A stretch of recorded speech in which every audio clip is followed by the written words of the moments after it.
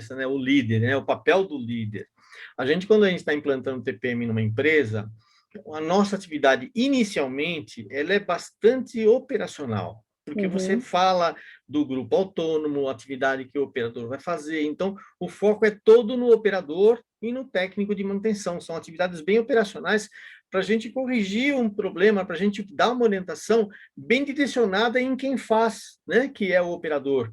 Né? E isso, de certa forma, e também a gente dá o treinamento para os pilares. Né? Então, é como se você estivesse trabalhando a parte de cima da pirâmide, né, da organização, e a parte de baixo, que é a parte, né, operacional. E fica ali um núcleo, né, um meandro, meio sem saber o que fazer. Né? Uhum. E a gente percebe, né, como a gente começa esse trabalho muito forte nos níveis operacionais, mas a gente observa essas fragilidades nos níveis de média liderança e alguns gerentes, inclusive, né? Sim.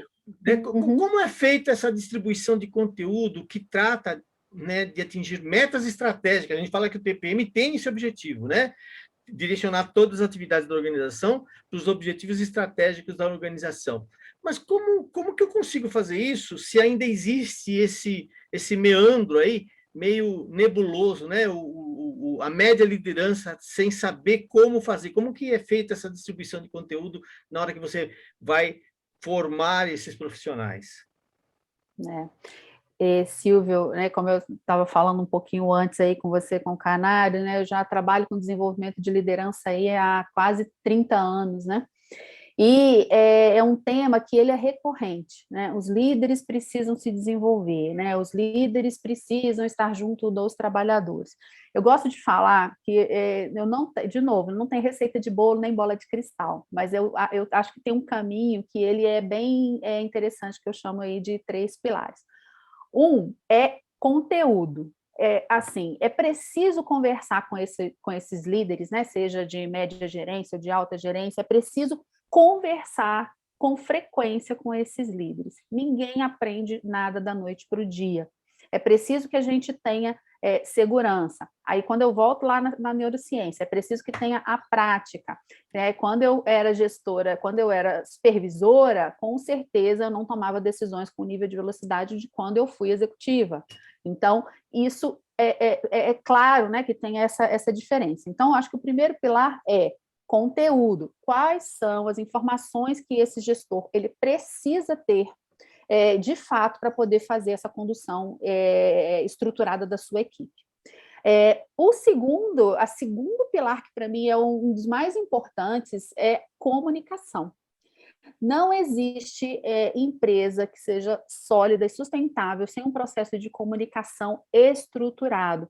A grande maioria das pessoas hoje que reclamam das suas empresas é pela falta de comunicação ou de uma comunicação inadequada, indevida. E isso acontece em vários momentos de um processo de gestão de pessoas, seja na admissão. Eu já vi admissões que o profissional entra, chega na empresa, não tem ninguém para receber, não tem ninguém para conversar, não tem ninguém para estruturar e direcionar.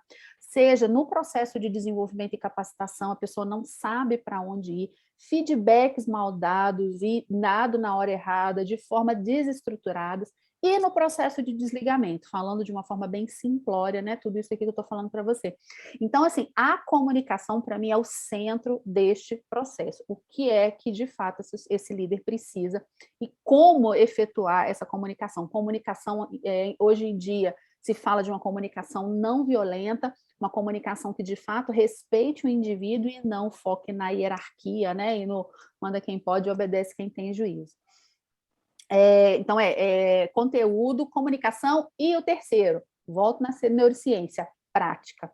Quanto mais eu fizer o compartilhamento de conteúdo, quanto mais eu fizer o compartilhamento de comunicação, informações que esse gestor precisa, mais ele vai estar sólido naquela cadeira, sólido naquela posição para poder conduzir outras pessoas. E aí eu faço uma introdução de um quarto item, que eu acho que ele é interessante, que é toda a solução de um trabalho de equipe precisa passar pela escuta da equipe.